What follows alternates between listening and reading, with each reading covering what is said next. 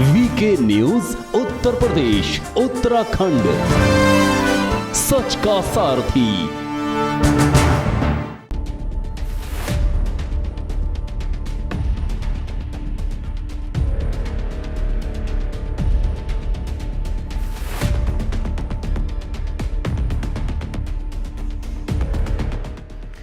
उसे गुमान है कि मेरी उड़ान कुछ कम है, मुझे यकीन है कि ये आसमान कुछ कम है।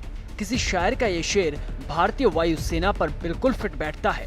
वायुसेना के शूरवीरों के लिए यकीनन आसमान बहुत कम है और आज वायुसेना के 89वें स्थापना दिवस पर आसमान का ये गुमान भी टूट गया होगा कि मैं ही सर्वत्र हूँ और सबसे ऊंचा हूँ।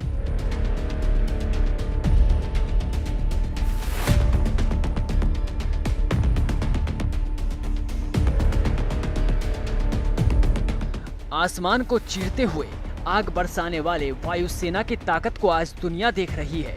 जो दुश्मनों पर टूटती है तो जलजला आ जाता है।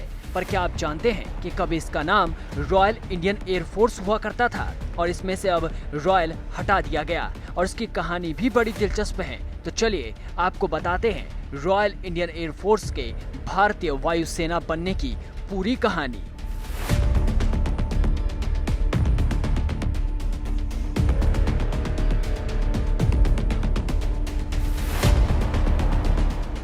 भारतीय वायुसेना दुनिया की चौथी सबसे ताकतवर वायुसेना है। आज इस सेना के पास राफेल जैसा विध्वंसकारी विमान है तो ग्लोबमास्टर जैसा जहाज भी, जो मुसीबत के समय संजीवनी का काम करता है।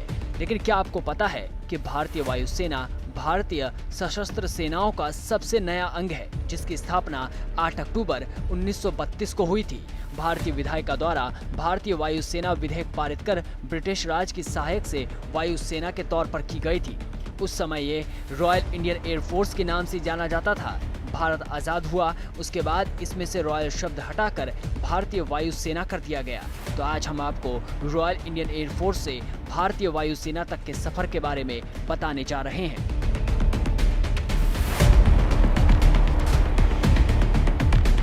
भारतीय वायुसेना के पहले हवाई दस्ते का गठन 1 अप्रैल 1933 को हुआ था। इसमें 6 रॉयल एयरफोर्स प्रशिक्षित अधिकारी, 19 हवाई सिपाही और 4 वेस्टलैंड वापती IIA सैन्य सहयोग विमान थे। साथ ही 5 पायलट हरीश चंद्र सरकार, सुब्रतो मुखर्जी, भूपेंद्र सिंह, आजाद बख्श अवान और अमरजीत सिंह भी थे।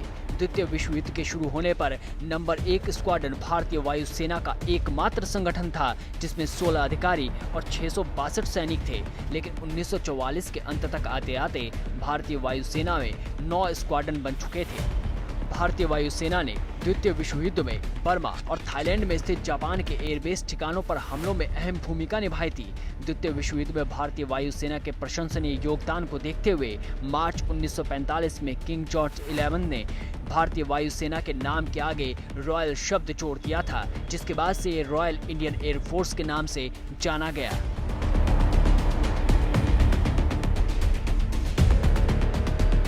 1947 में विभाजन के दौरान रॉयल इंडियन फोर्स की संपत्ति को भारत और पाकिस्तान के बीच विभाजित कर दिया गया।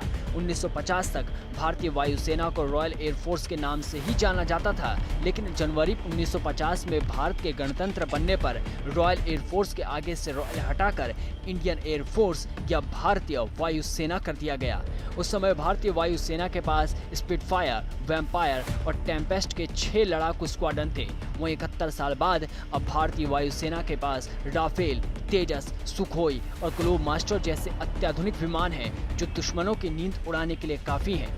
इतना ही नहीं, भारतीय वायुसेना में 857 ट्रांसपोर्ट एयरक्राफ्ट, 809 अटैक एयरक्राफ्ट और 323 ट्रेनर एयरक्राफ्ट हैं। इसके अलावा वायुसेना के पास हेलीकॉप्टरों का भी विशाल बेड़ा मौजूद है, जिसमें 16 अटैक हेलीकॉप्टरों समेत कुल 666 हेलीकॉप्टर हैं। भारतीय वायुसेना के पास MiG-21, Mirage, MiG-27, MiG-29, Bison, Jaguar, Vampire, Toofani, Hunter और नेट जैसे विमान किसी भी दुश्मन के पांव जमीन से उखाड़ने की ताकत रखते हैं।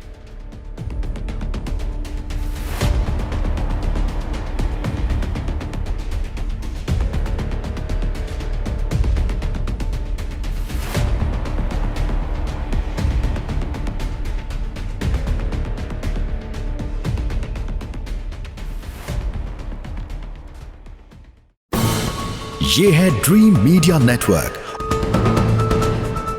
और आप देख रहे हैं देश का पहला 24/7 digital news channel VK news, राष्ट्र के नाम।